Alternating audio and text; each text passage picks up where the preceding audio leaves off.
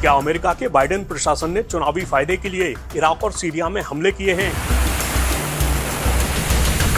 क्या अमेरिकी राष्ट्रपति जो बाइडेन फिर से चुनाव जीतने के लिए पश्चिम एशिया को आग में झोंक रहे हैं?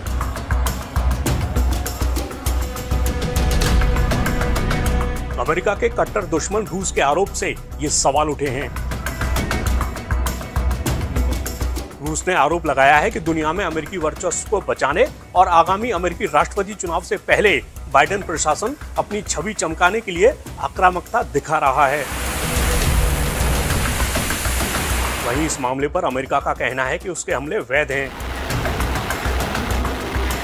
अब सवाल यह है कि अमेरिका ने किस आधार पर इन हमलों को वैध बताया है और पूरा मामला आखिर है क्या? चलिए आपको बताते हैं हर बड़ी बात। दरअसल हुआ यह है कि पिछले कुछ वक्त में अमेरिका और ईरान समर्थित उग्रवादियों के बीच लड़ाई तेज हुई है। इसी क्रम में हाल ही में जॉर्डन में अमेरिकी सैनिकों पर बड़ा हमला हुआ था। इसके बाद अमेरिका ने भी इराक और सीरिया में ईरान समर्थित मिलिशिया के खिलाफ हमले किए। इस लड़ाई में गाजा पट्टी में चल रहे इजराइल और फिलिस्तीनी उग्रवादी संगठन हमास के बीच युद्ध की भी बड़ी भूमिका है। इजराइल का करीबी दोस्त अमेरिका लगातार इजराइल की मदद करता रहा है। वहीं ईरान, जो इजराइल और अमेरिका का कट्टर दुश्मन है, वो सीधे तौर पर इस युद्ध में नहीं उतरा है, लेकिन युद्ध शुरू होने के बाद से ईरान समर्थित उग्रवादियों ने अमेरिका और उसके सहयोगियों को नुकसान पहुंचाने के इरादे से हमले तेज कर दिए। जैसे इन उग्रवादियों में यमन में प्रभावी हूती विद्रोही भी शामिल हैं। पिछले साल 7 अक्टूबर को इजराइल हमास युद्ध शुरू होने के बाद हूतियों ने लाल सागर में इजराइल की ओर जाने वाले जहाजों पर हमला करना शुरू कर दिया। इसके बाद प्रमुख व्यापार मार्ग पर हूतियों का खतरा इतना बड़ा हो गया कि प्रमुख शिपिंग कंपनियों ने इस क्षेत्र से आना जाना बंद ही कर दिया। मतलब व्यापार के आधार पर भी हूतियों के इन हमलों का असर दुनिया के कई हिस्सों पर पड़ने लगा। उधर अमेरिका ने अपने और सहयोगी देशों के हितों को बचाने की दलील देकर हूती विद्रोहियों के ठिकानों पर ताबड़तोड़ हमले किए। वहीं हूती विद्रोही यहां तक कह चुके हैं कि जरूरत पड़ने पर वो फिलिस्तीनियों के समर्थन में इजराइल के खिलाफ सीधे युद्ध में उतरने को भी तैयार हैं। बात रूस की करें तो वो ईरान का करीबी है। रूस जिस यूक्रेन से युद्ध लड़ रहा है, अमेरिका उसकी मदद कर रहा है। अब संयुक्त राष्ट्र सुरक्षा परिषद की एक बैठक में रूस और अमेरिका ने एक दूसरे पर निशाना साधा है। परिषद के कई सदस्य देशों ने पश्चिम एशिया में तनाव बढ़ने की आशंका भी जाहिर की है।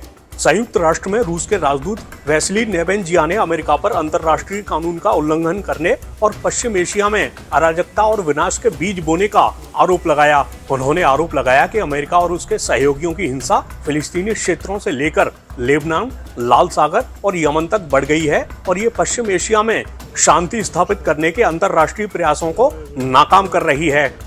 रूसी राजदूत ने दावा किया कि अमेरिका मौजूदा बाइडेन प्रशासन की छवि को सही ठहराने के लिए आगामी राष्ट्रपति चुनाव से पहले अपनी ताकत दिखाने की कोशिश कर रहा है। उन्होंने दावा किया कि अमेरिका किसी भी कीमत पर दुनिया में अपने वर्चस्व को बनाए रखने के प्रयास में सैन्य कार्रवाई कर रहा है। वहीं अमेरिकी उपराजदूत रॉबर्ट वुड ने इसके जवाब में कहा कि अमेरिका को अपने सुरक्षा बलों पर हमले के खिलाफ आत्मरक्षा का पूरा अधिकार है और उसने जो कार्रवाई की है वो जरूरी और हमलों के जवाब में थी। वुड ने कहा कि अमेरिका क्षेत्र में और ज्यादा संघर्ष नहीं चाहता और वो गजा में संघर्ष को रोकने या कम करने के लिए सक्रिय रूप से काम कर रहा है। वुड ने कहा, हम ईरान के साथ सीधा संघर्ष नहीं चाहते हैं, लेकिन हम अपने कर्मियों की रक्षा करना जारी रखेंगे। उन्होंने ईरान पर अपने चरमपंथी लड़ाकों पर लगाम लगाने में नाकाम रहने का आरोप लगाया। बात ईरान की करें तो वो भी अपने करीबी लड़ाकों की हरकतों से पल्ला झाड़ते हुए दिखा है। जैसे जॉर्डन में अमेरिकी सैनिकों पर हमले के बाद ईरान ने कहा था कि प्रतिरोधी समूह इजराइल की ओर से युद्ध अपराधों का जवाब दे रहे हैं, वे ईरान से आदेश नहीं लेते हैं।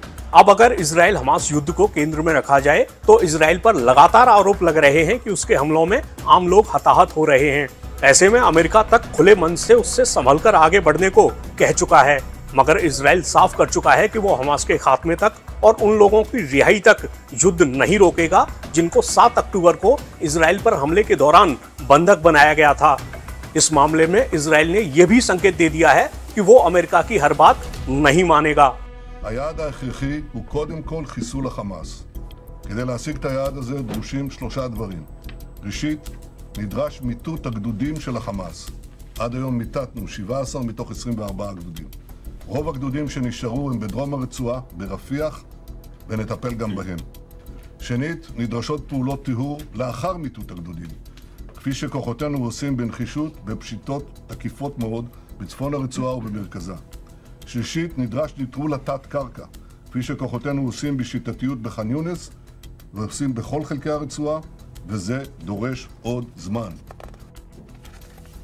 אנחנו לא נסיים את המלחמה לפני שנשלים את כל יעדיה. חיסול החמאס, השבת כל חטופינו והבטחה שעזה לא תהווה עוד איום על ישראל. המאמצים לשחרור חטופינו נמשכים כל העת. כפי שהדגשתי גם בקבינט הרחב, לא נסכים לכל עסקה ולא בכל מחיר. הרבה דברים שנאמרים בתקשורת כאילו הסכמנו להם, כגון מה שקשור בשחרור מחבלים, אנחנו פשוט לא נסכים להם. ישראל היא מדינה ריבונית. אנחנו מעריכים מאוד את התמיכה שקיבלנו מממשל ביידן מאז פרוץ המלחמה. תמיכה בחימושים, תמיכה במוסדות בינלאומיים, בשליחת כוחות למרחב ועוד. אין זה אומר שאין בינינו חילוקי דעות, אבל עד היום הצלחנו להתגבר עליהם בהחלטות נחושות ושקולות. החוכמה היא לדעת איך לנווט, להגיד כן כשאפשר ולהגיד לא כשצריך. אני לא צריך עזרה כדי לדעת איך לנווט את יחסינו מול ארצות הברית והקהילה הבינלאומית, תוך עמידה איתנה על האינטרסים החיוניים שלנו. ברוך השם, אני עושה זאת כמה שנים. כמדינה ריבונית שנלחמת על קיומה ועתידה, את ההחלטות שלנו אנחנו מקבלים בעצמנו, גם באותם מקרים שבהם אין הסכמה עם ידידינו האמריקנים. בימים האחרונים חשפנו לעולם שאונר"א משתפת פעולה עם החמאס, ושחלק מאנשיה אף השתתפו במעשי הטבח ומעשי החטיפה של ה-7 באוקטובר. זה רק מחזק את מה שידענו כבר הרבה זמן, שאונר"א היא לא חלק מהפתרון, אונר"א היא חלק מרכזי מהבעיה. הגיע הזמן להתחיל את תהליך ההחלפה של אונר"א בגופים אחרים שאינם נגועים בתמיכה בטרור. תודה רבה. तो मामले में बहुत सी चीजें उलझी हुई हैं, लेकिन जब आप तनाव बढ़ने की जड़ में जाएंगे तो आपको हर पक्ष किसी न किसी मोर्चे पर जिम्मेदार दिखेगा ही।